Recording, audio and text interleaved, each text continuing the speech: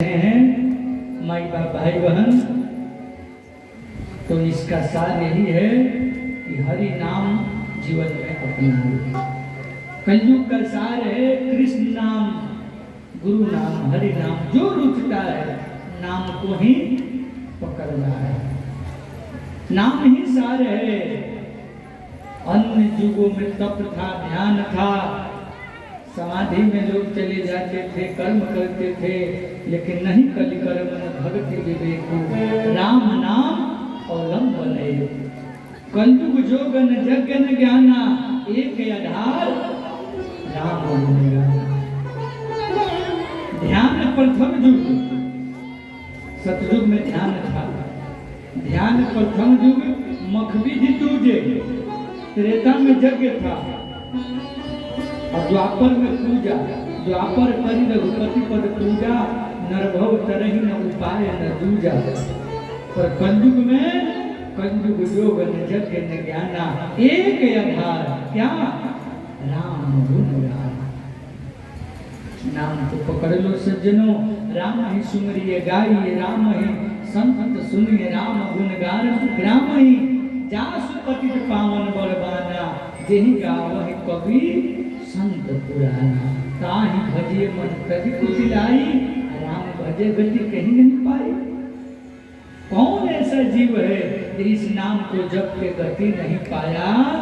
इसलिए नाम को पकड़ लो। कृष्ण कथा सुन रहे हो, इसका सार यही है, कम से कम 1 माला 2 माला 5 माला बैठ करके ध्यान धर करके गुरु का जाप करो, राम का जाप करो, कृष्ण का जाप करो। जिस भी देवी देवता में आपकी आस्था हो, जिसको आप अपना इष्ट मानते हो, पर ध्यान भजन करो। यही असली कमाई है, यही असली आपका धन है, जो वहाँ के लिए है। यहाँ का तो सब इकट्ठा कर रहे हैं, ना चाहते वो भी इकट्ठा हो जाएगा। ये जो शरीर मिला है ना पुतला, इसको नहीं मिलेगा तो छटपटाएगा, ये कूद फान करेगा, समझ रहे हैं ना? ये करेगा, बिना किए रह नहीं सकता। इसमें श्वास भरा गया है, लोभ भरा गया है, सब कुछ है, अपना अपना चोट दौड़ाएगा। लेकिन यहाँ के लिए, वहाँ के लिए इसको मतलब शरीर को न मुक्ति से मतलब है, न भक्ति से, न ज्ञान से। इसको एक ही मतलब है, खाओ पियो मौज मारो। शरीर का कितना काम है? कहीं से समेट लो, खाओ पियो मौज मारो। जितना मौज मारो, ये मौज मारने में खुश रहता है, पर मन को मौज से पेट नहीं भरता, क्योंकि मन का पेट नहीं भरता। जीवात्मा को तो सिवाय कृष्ण का कुछ चाहिए नहीं। भीतर एक ऐसी ताकत बैठी है जिसको मौज से मतलब नहीं, वो छटपटा रहा, वो करा रहा है। उसका मंजिल क्या है? ईश्वर। जब तक उस मंजिल तक वो नहीं पहुंचेगा, तब तक छटपटाएगा, तब तक परेशान रहेगा। एक जन्म नहीं, हजारों जन्म परेशान रहेगा। कब तक? जब तक वो परमात्मा से बिछुड़ा है, जब तक उससे मिल नहीं जाएगा, तब तक परेशान रहेगा।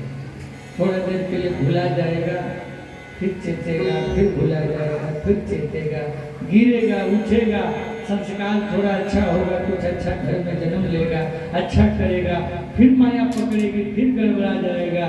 धीरे धीरे उसकी चेतना आगे बढ़ेगी, बचेगी, चलता रहेगा।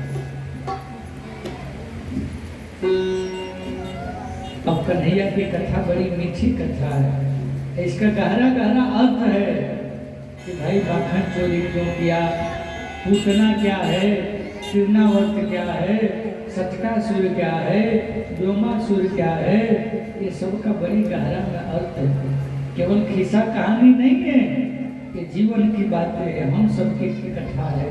हमको कैसे परमात्मा के पास जाना है, इसके लिए ऋषियों ने मीठा मीठा कहानियां बनाया, ताकि आप इसको गा करके कन्हैया से जुड़ सके, कन्हैया परमात्मा के पास।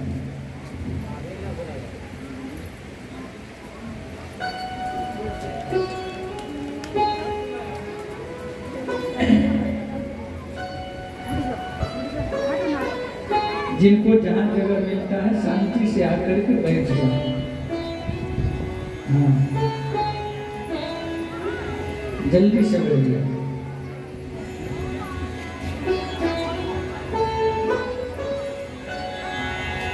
अब लाला थोड़ा बड़े हो रहे हैं, घुटमन चलने लगे। एक दिन की बात है, नंदराय जी स्नान कर करके ठाकुर जी को चंदन किया, भोग लगाया, आरती दिखाया, दोनों हाथ अपने ध्यान की मुद्रा में लेकर के भगवान का ध्यान करने लगे। बगल में बैठे थे कन्हैया, सोचे कि रोज बड़ा पूजा करते हैं हमारे पिताजी, इसका अर्थ यह है कि शालिग्राम का बड़ा सुंदर सुंदर पूजा होता है, तो शालिग्राम बड़ा मीठे हो गए होंगे। रोज दही माखन मिश्री घी मलाई शालिग्राम को पूजा में होता है, बड़ा मीठा हो गया। अच्छा, आप लोग शालिग्राम समझ रहे हैं? हाँ, क्या शालिग्राम क्या सुनिए बाबा, शालिग्राम रखे हैं?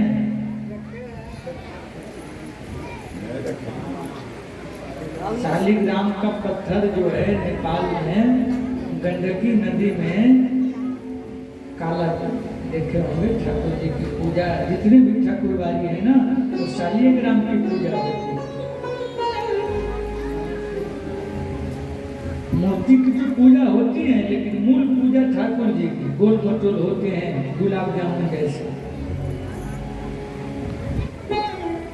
वही रखे थे नंदराय जी, पूजा कर रहे थे। कन्हैया सोचे कि लगता है रसगुल्ला है का, वो तो बैठे थे ध्यान करने, कन्हैया उठाए मुंह में डाल, तो मुंह हो गया हनुमान जी जैसा। 5 मिनट बाद जब नंदराय जी का ध्यान पूरा हुआ, लगे स्तुति करने, आरती तन मंदिर में कीजिए। जैसे ही आरती के लिए मुंह खोला, आंख खोल के आगे देखा तो शालिग्राम गायब। तो बताइए, हम यहाँ आंख बंद करके आपको कथा सुनाए हैं, हमारा ठाकुर जी गायब हो जाए तो कैसा लगेगा?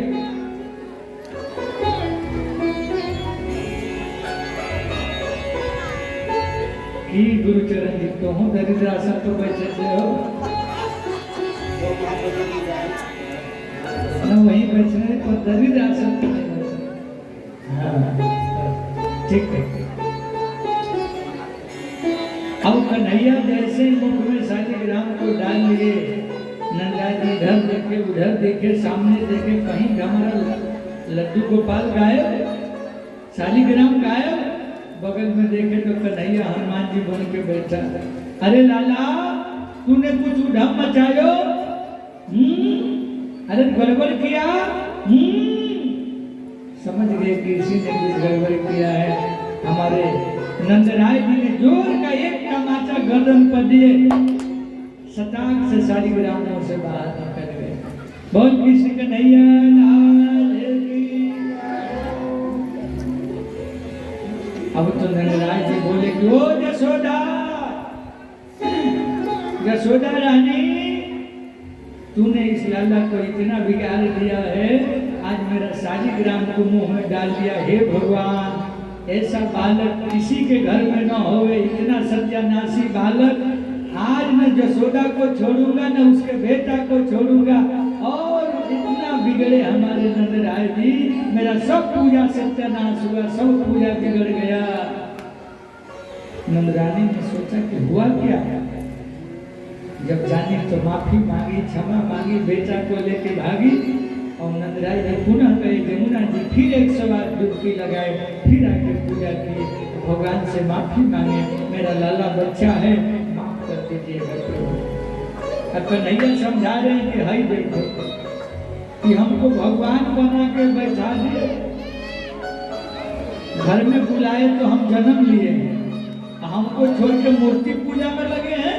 हम ही साक्षात भगवान आए हैं, हमारा पूजा करिए ना, क्या करिए मूर्ति पूजा।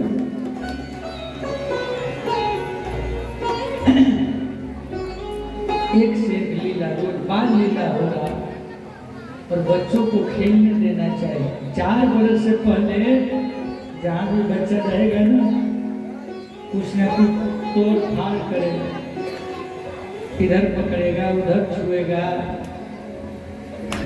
हम जहाँ ठहरते हैं कथा में ना, तो बच्चों से लगा हो ही जाता। तो जिस रूप में रहिएगा, बाबा के बहुत समान बिना गड़बड़ हुए नहीं मानता है। चाहे ललित जी का घर हो चाहे किसी का घर हो, बच्चा का स्वभाव है तो कुछ न कुछ करेगा। टीवी खोल देगा, मोबाइल इधर कर देगा, जो भी बढ़िया सामान उसको तोड़ना मजा आता। कन्हैया भी तोड़े हैं, राम भी तोड़े हैं। बालक का स्वभाव ही है खेलना। बच्चों को खेलने देना चाहिए, ये नहीं कि बस पीटा पीटी तुरंत चल। बहुत लोग तो बच्चा लोग से इतना भागते हैं कि पूछिए मत, अपना कपड़ा बचाने है, कपड़ा ना खराब हो जाए। कोई ले जा करके दे दिया गोद में, करंट जैसा कपड़ा खराब हो जाए। और जो बच्चा का प्रेमी रहेगा, चाहे कैसनो कपड़ा है, तुरंत गोद में उठा देगा। बच्चा भगवान का रूप है, बालक रूप राम कर ध्याना।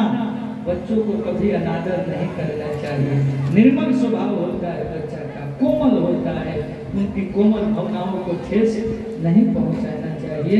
वो भगवान के ही रूप होते हैं। आज कन्हैया धीरे धीरे नाचना सीख गए, कमर पर हाथ रखना, और धीरे धीरे आज यशोदा जी ने देखा कि अरे लाला तू नाचना कब से जान गए रे। और आज रोज लोरी सुनाती हैं, कभी चंदा देती हैं, कभी कुछ ऐसे ही रोज समय बीत रहा है। कन्हैया के बाद कन्हैया का दर्शन करने उलाहना लेकर के गोपियाँ आती हैं, कोई न कोई बहाना लेके आती है। लाला बड़ा हो रहा। एक दिन मैया से पूछा लाला ने, मैया तुमको पूत प्यारा है कि दूध प्यारा है? नहीं बेटा, हमको तो तू पूत प्यारा है, दूध प्यारा नहीं। अच्छा, दूध रख दी गर्म होने के लिए अग्नि पर, और जैसे ही याद पड़ा कि हम तो दूध रख रहे हैं गर्म होने के लिए, लाला को गोद पर से उठाई और नीचे फेंक के दौड़ी अपना दूध देखने, क्योंकि लाला के लिए गर्म कर रही थी दूध, सुरभि गाय का दूध था। अब तो इतना गुस्सा आया लाला को, अभी बोल रही है कि पूत प्यारा, आप पूत को छोड़ के भाग गए। कन्हैया ने क्या किया, उसके परदादी के समय का मटका समझते हैं ना, मिट्टी का बर्तन जिसमें दही पिलोया जाए, तो परदादी के समय का मटका पर कन्हैया ने उठाया लोढ़ा, और लोढ़ा उठा कर आराम से उसी मटका तो फूट गया।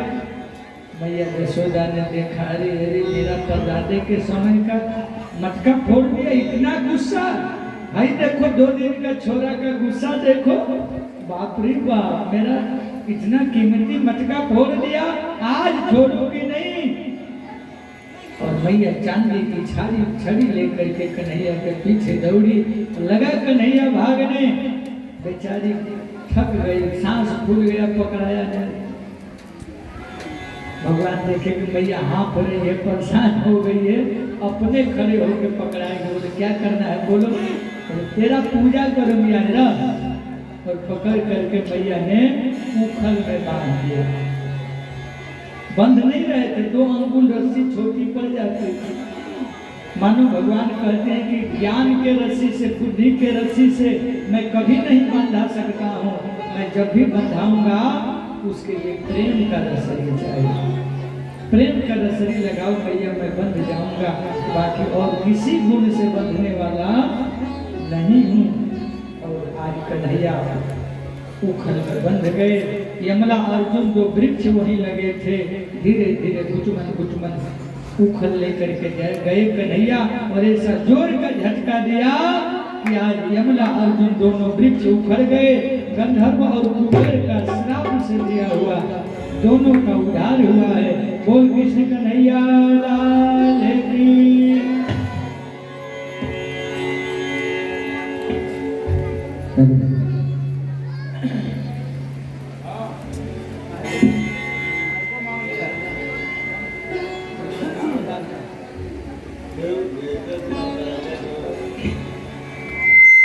बोलिए कृष्ण कन्हैया लाल की।